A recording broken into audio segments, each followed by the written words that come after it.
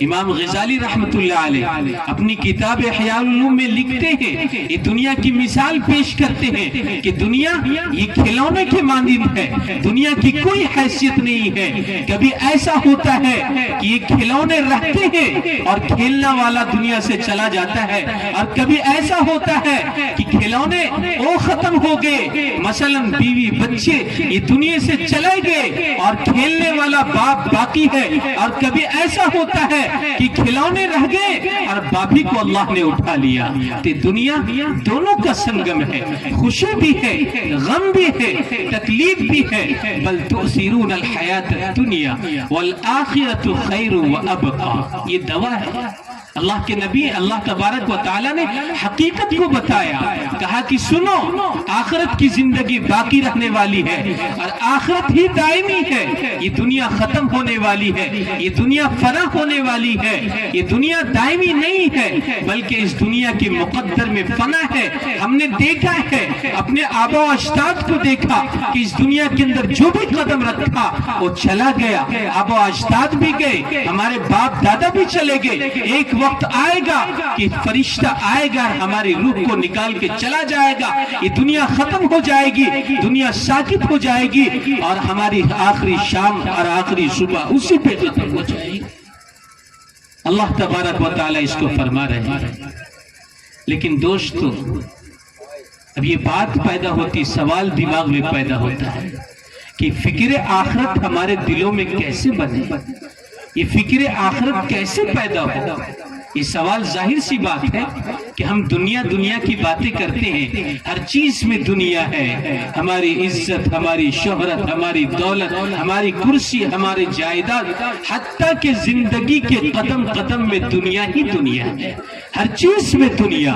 لیکن یقین جانو جو شخص دنیا پہ محنت کرے گا، یقین جانو اللہ کے نبی نے فرمایا ہے کہ دنیا ملے گی یا آخرت ملے گی۔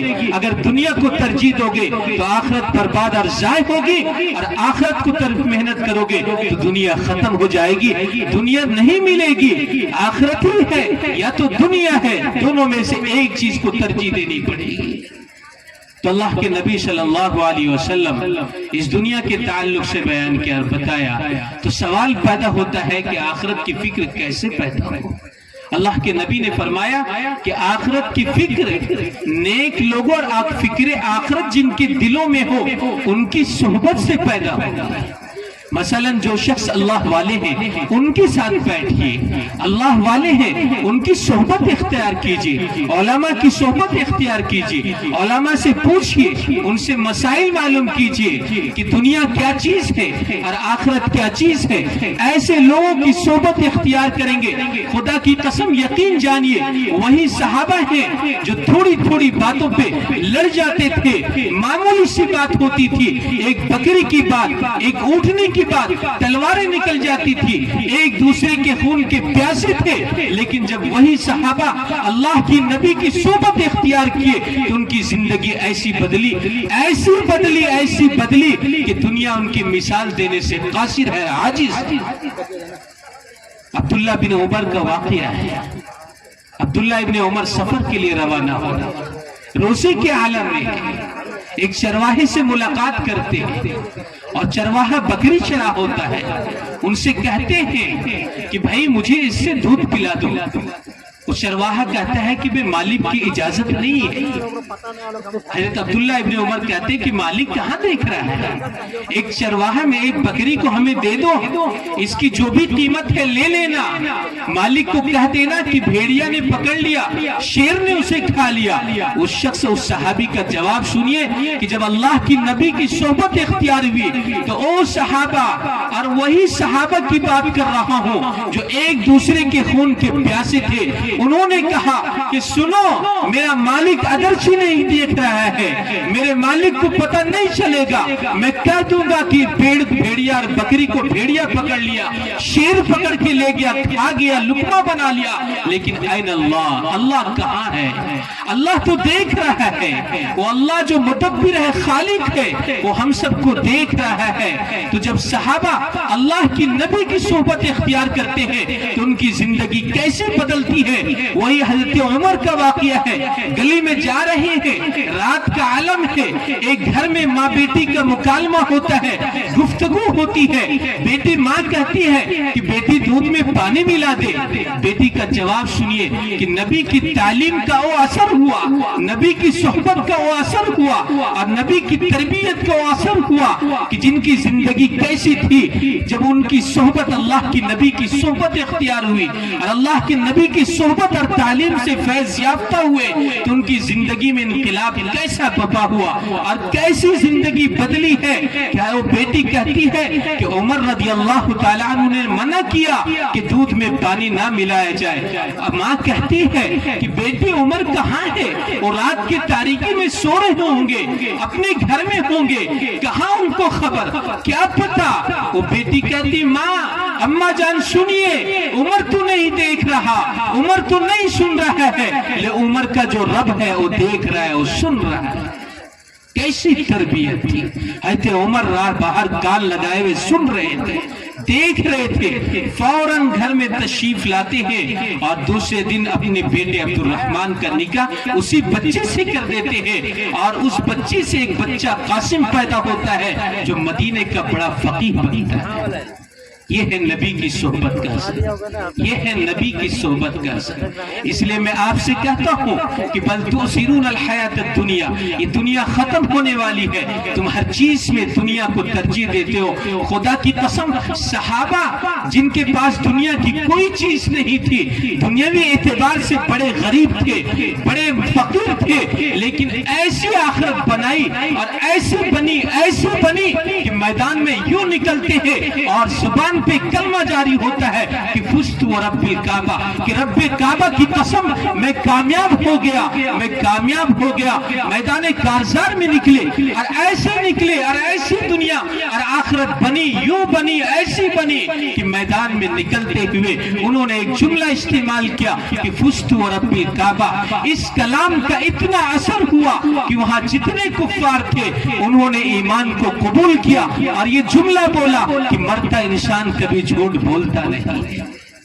یہ نبی کی صحبت کا اثر ہے.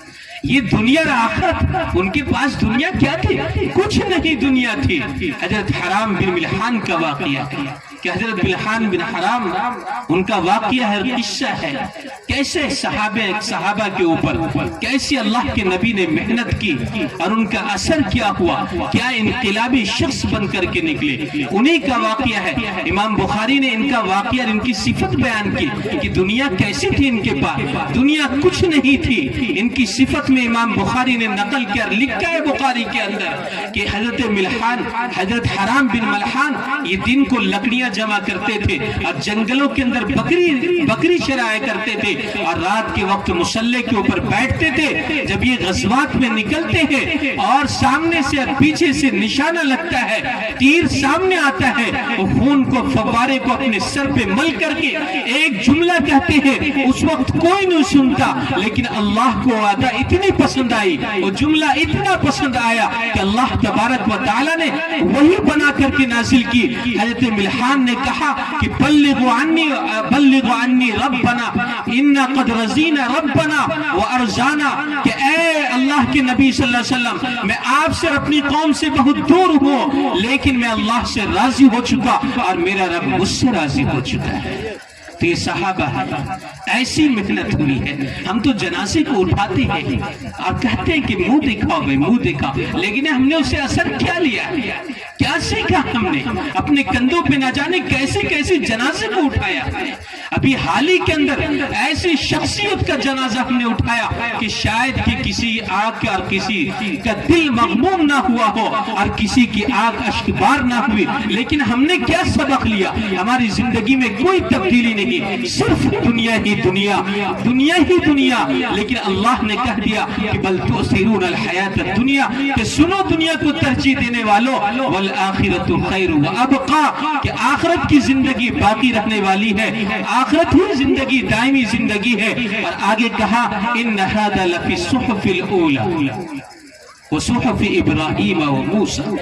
مفسرین اس کی تفسیر میں فرماتے ہیں کہ اللہ تبارک و تعالی، امام راضی فرماتے ہیں، راضی کے اندر لکھا انہوں نے کہا کہ یہ آگے اللہ تبارک و تعالی اس جملے کو کہہ کر کے یہ اپنے بندوں کو یہ بتانا چاہتا ہے کہ یہ نصیحت کوئی معمولی نصیحت نہیں ہے، بلکہ اللہ تبارک و تعالی نے اس نصیحت کو اولو العزم جیسے پیغمبر حضرت موسیٰ اور حضرت ابراہیم کو بھی کی ہے۔